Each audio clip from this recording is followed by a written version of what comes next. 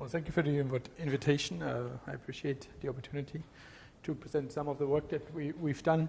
And I think the main reason,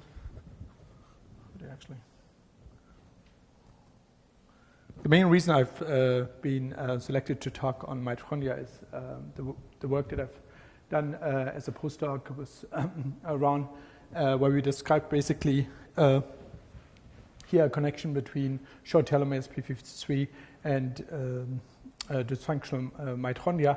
And I should say my main interest is really telomere related and the mechanism by which short telomeres induce cellular aging as well as contribute to organismal senescence.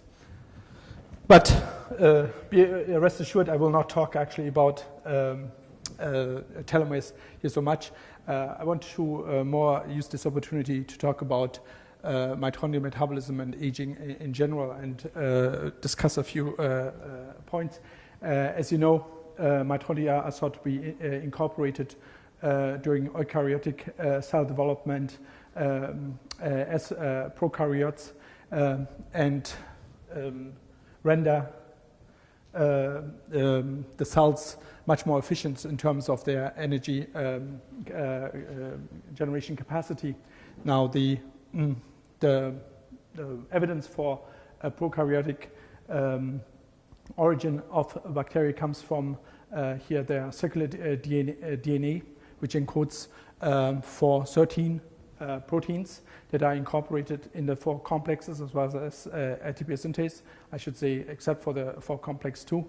Otherwise, it encodes for transfer RNA as well as 2 ribosomal RNAs. So in other words, mitochondria have their own translational machinery, and but most of the genes and proteins that are encoded for mitochondrial biogenesis, around 1,500 or so, are basically of nuclear origin. Of course, mitochondria contribute to different metabolic processes. The most important probably is obviously oxidative phosphorylation and the generation of ATP. But one should not forget, and I think this is an important point, that mitochondria obviously are involved in many different processes that generate intermediates such as NADH, FADH, ATP obviously, NO, and so on and so forth. And here you see different metabolic processes depicted that are either completely here or more or less completely mitochondrial located, like beta oxidation, ketogenesis, or shared between cytosolic enzymes and mitochondrial located proteins. Now, an important message is that these symbioses that happen during evolution required communication between mitochondria and the nuclei in 2 ways. One is that the state of mitochondrial function has to be somehow monitored, and cells have developed different secondary messengers that are produced within mitochondria, such as calcium, ATP, ROS, acetyl-CoA, NAD, NADH, and so on and so forth, which are able basically to modify nuclear transcription. And here I wanted to depict actually more in detail. Now, what pathways do we know are modified by mitochondria-derived messengers? As you know, ROS or several species of reactive oxygen species can directly activate here key transcription factors, but like P53, P36, and so on and so forth. But more immediately, these second messengers like the ATP ratios or calcium signaling or the NAD and NADH ratios can influence the activity of enzymes through phosphorylation events. Obviously, key proteins involved in different aging processes like AMPK, mTOR, or here the Krebs cycle or sirtuins are affected by these secondary messengers originating from mitochondria. In the reverse, obviously, the nucleus encodes for the vast majority of the mitochondrial proteins, and central to this process is the activation of coactivators. One of them, which is depicted here and initially identified by Bruce Spiegelman's group at Dana-Farber, PGC1-alpha, which as a coactivator can associate with many different transcription factors to orchestrate the mitochondrial biogenesis as well as function. Now, what is the evidence that mitochondria play a role in aging at all? So there's circumferential evidence or associations based on studies in aged humans or aged mammals. We know that, for example, mitochondrial number decreases in liver cells of mice, rats, and humans. Mitochondrial DNA copy number obviously decreases as well. Respiratory chain capacity is reduced in 40% of old rats, and this is in different tissues, but not certainly all, like the brain. And similarly, when we look at aged human liver tissue or heart or skeletal muscle, we see a decrease in respiratory chain capacity. Some complexes are more affected than others, and there is indication that somatic DNA mutations overall increase as a function of age. A couple of issues that obviously need to be here considered in interpreting these results. One is that the complex composition of these tissues, it's a heterogeneous group of cells that contribute to overall function of these tissues has not been usually taken into account in the analysis. Secondly, we don't know whether these changes that have been observed in these different tissues are cell autonomous or reactory or secondary to changes in the microenvironment or in the larger animal or body. Third, there are obviously differences in methodology applied by different groups, so that the comparisons of these results are sometimes difficult to interpret. Now, from a genetic point of view, do we have any evidence that mitochondrial DNA mutations really contribute in aging? Then I think that would be probably considered the gold standard for or against an evidence. And we know that mitochondrial mutations have a frequency about 1 to 5,000. It's a little bit difficult to really be absolutely sure because of the clinical heterogeneity and the different, the underrepresentation or underdiagnosis of these diseases, as they can occur at a very mild levels. There are 250 pathogenic mitochondrial DNA mutations known so far in humans, and most of these mutations lead to some loss of electron transport chain activity. However, as far as I know, and as far as one can understand from the literature, there's no pathogenic mutations that drives or is associated with premature aging syndrome in humans. Hence, we have relied really on understanding what the role of mitochondrial mutations is based on animal studies. And here, I think the most important studies have been done with mice that have a proofreading polymerase gamma expressing.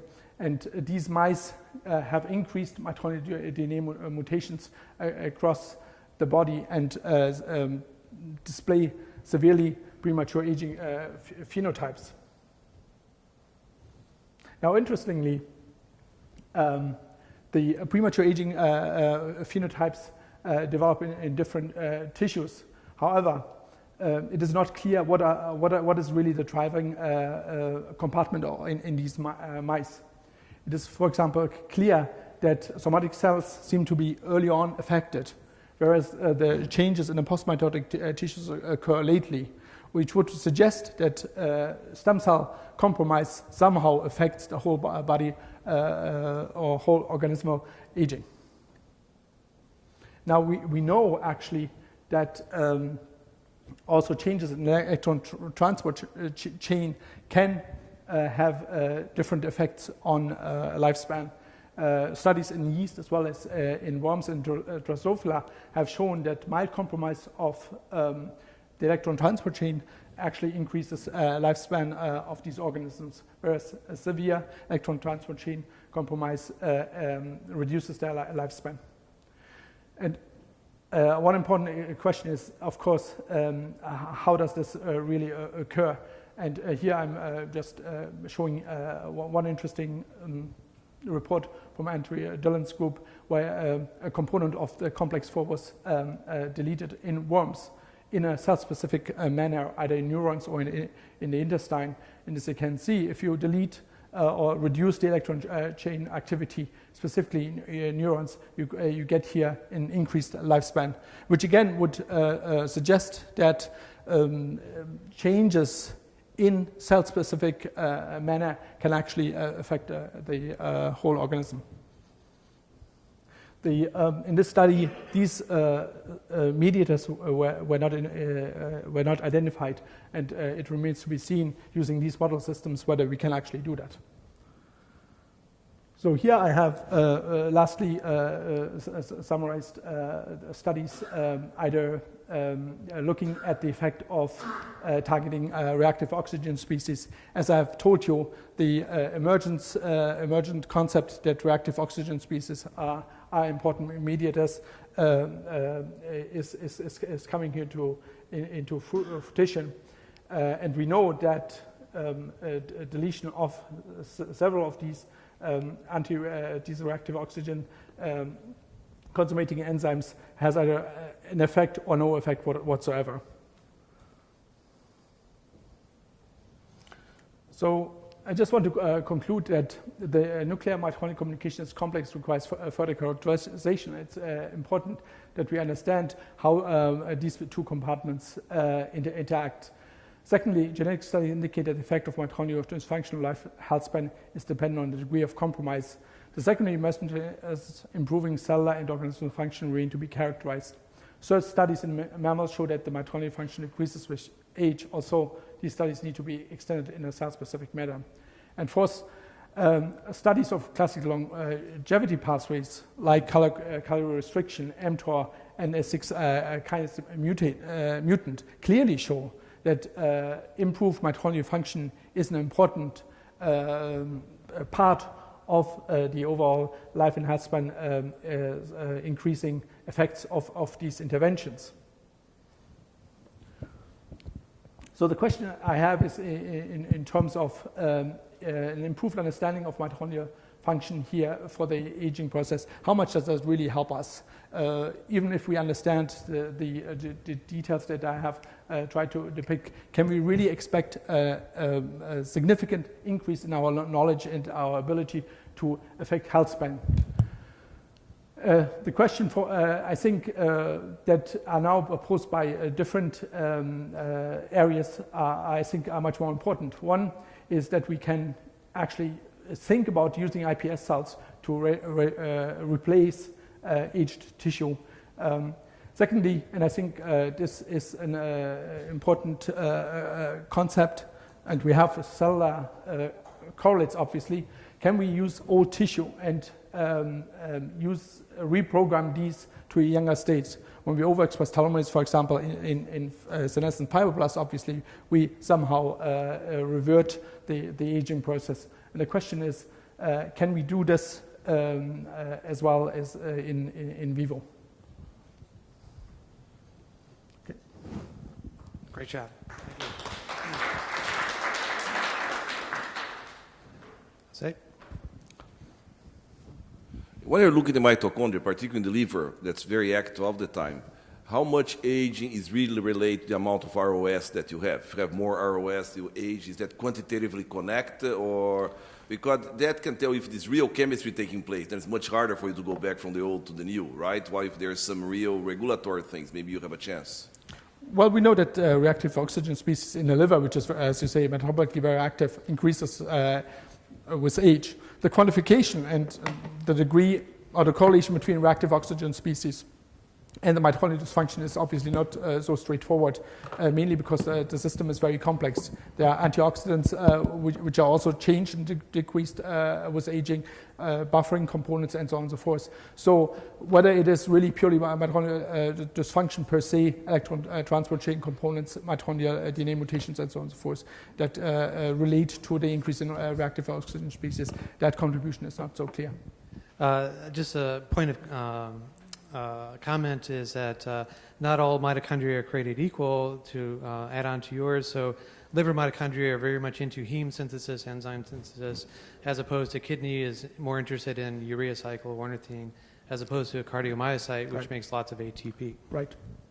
I was recently at a meeting that the National Cancer Institute organized, and Jim Watson was there, and he claimed that ROS are bad for you and that they cause cancer. So, the antioxidants are actually bad for you. You should not eat so much fruits. And, yeah. So he believes that basically reactive oxygen species are required. They are good for you, exactly, and they are somehow important signal transaction molecules. And as I said, we have actually good evidence from lower organisms. So is it true that people with Parkinson's disease Sure. get much lower rates of cancer? Not that I know of. That's the main claim that they're actually... That I don't know. Yeah. Parkinson's disease, they get very high levels of ROS, and they actually get much lower rates, 30% lower rates of cancer than normal. And a substantially higher rate overall. No, but that was a scale, you were there. I'm trying to understand sort of autonomous versus non-autonomous. So you say aging cells reduce their, 40% of reduction in how much energy they're generating. Is that a result inside a tissue? Is that a result inside a cell culture? Do you get the same answer? So that's a sort of cell autonomy versus tissue level effect. So if you put the cell just in a culture dish and let it sit there, not, for the same amount of time versus, letting it stay inside the mouse as the mouse is getting older in general, do you get the same answer at the single cell level? I have the same question about mitochondria in the sense that, if you could do the thought experiment of pulling out, inserting a new mitochondria into the cell, from a young cell. So you do a mitochondria transplantation experiment. You take a young cell, you take its cytoplasm, you put it in the old cell, and now you say, are these new mitochondria old, or are they still new? Are they still young? So it's a sort of cell autonomy, mitochondria autonomy question. Are we talking about things that are mediated by crosstalk in these pathways, or are we talking about individual components aging? I think that's an important question, which I tried to raise, right? Studies in yeast or in C. elegans probably much more convincing is that when you manipulate certain cells in a cell autonomous manner, you can affect actually the whole organism. So clearly there's a lot of cross-tissue communication. The question is whether we can identify really these factors that are involved. So the answer, just in terms of the technical, so there are non-cell autonomous effects in terms of... Oh, for sure. We know that mitochondrial function biogenesis is very much dependent on many different factors, including hormones. Okay. That can be very stressful.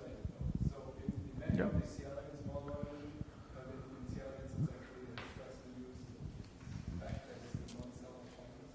So there's a signal that tissue that receives stress is sending to the organism and saying, okay, better watch out, there's something coming. It's also pretty well established that under conditions of inactivity, defective mitochondria have a proliferative advantage, and when stimulated by activity, it is functional mitochondria that have an advantage, and that's why exercise in the elderly is so beneficial in terms of restoring mobility and function and relieving fatigue, is that they've got good mitochondria. They've just, as long as they're sedentary, they've been out-replicated by the bad ones, and you can actually restore function by exercise. But I think one point I would like to make is that by focusing too much on one organelle, which is mitochondria, obviously a very important organelle, but we could make many arguments for other organelles to be important. And our strongest anti-aging intervention, which is calorie restriction, affects many different pathways.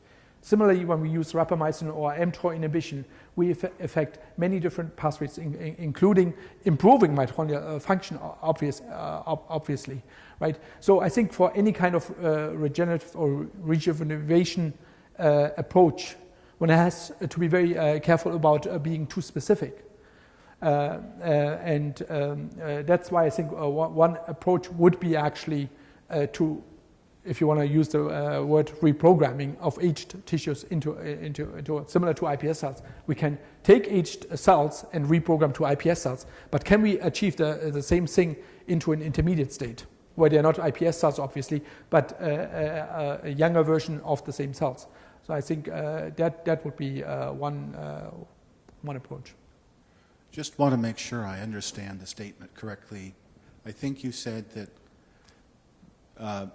experiments on the mitochondrial genome are hard. Right. And therefore, we cannot, one doesn't really know if, well, let's say there is no evidence one way or the other that you know of damage to mitochondrial DNA being implicated in disease. Well, in disease, I think it's clear that mutations that affect mitochondrial DNA replication and repair are clearly pathogenic. But aging is probably a different issue. That's what I meant, aging. Yes. Aging is not a disease, as we now know. Right? Anyway, so there's no evidence. So at least in cell culture, Woody Wright got a PhD about 30 or 40 years ago, and he actually did a very clever experiment. He took an old cell, removed the nucleus, and put it in the cytoplasm of a young cell. So he did what they call a reconstitution experiment. Right? The question was, did the young mitochondria of the young cell rejuvenate the old nucleus? Right, which is what Herbie asked before, and the answer is no. Okay, that the mitochondria, even though they were youthful, didn't really help that nucleus along very much, and the reciprocal also didn't change. And so there's something about mitochondria that are important, I'm sure, but it's not sufficient to reprogram the nucleus. So reprogramming your mitochondria without reprogramming what's ever going on in the nucleus at the same time isn't going to be that helpful, I'm afraid. Even though there are people selling things to improve these mitochondrial functions and stuff. I think like it's obviously an important component, but Right, it is not the only or the absolutely sufficient component. Okay.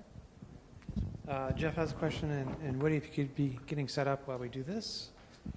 Just a quick comment in regard to Herb's question about in vitro, in vivo.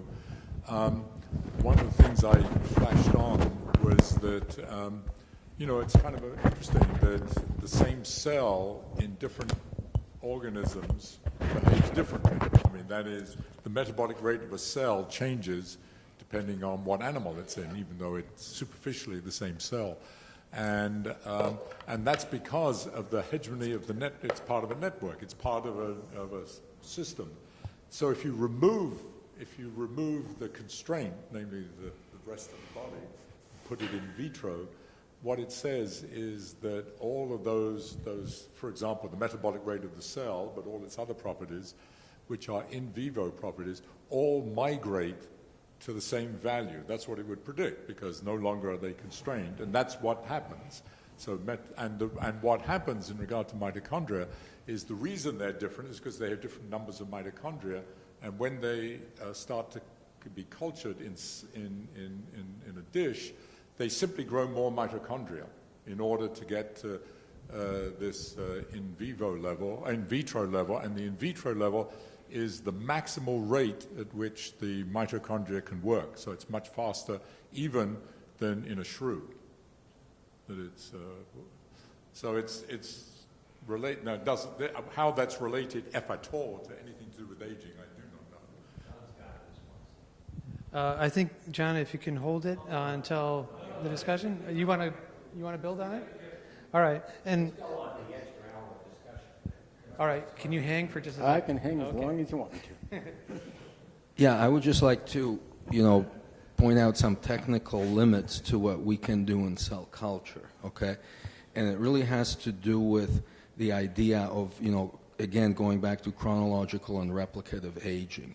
All cell culture models have been optimized for replication. There, in fact, is no cell culture model that will faithfully keep a, post-mitotic, non-dividing cell happy and viable. I mean, there are cultures of neurons that don't divide. There's a lot of literature on it. But neurons in vivo survive for years. And in cell culture, they will survive for 7 to 10 days, and that's the limit you're doing really, really well. So I think under those circumstances, the cell culture environment totally doesn't mimic what's happening in vivo. The reason why the cells, change the number of mitochondria, I'm, assuming, or I would predict, is that in vivo they were not really dividing that much. And now you put them in vitro and you're forcing them, you're allowing them to divide. And basically in cell culture, to divide, you have to double your mass every 24 hours. That's an incredible metabolic load on the cell. Yeah. What about too much glucose, too much oxygen? That's another thing that happens in cell culture. I was curious about xenografts. So it's common for cancer biologists to take a human cell and put it in a mouse in a xenograft situation. So do they reset according to the metabolic state of the mouse?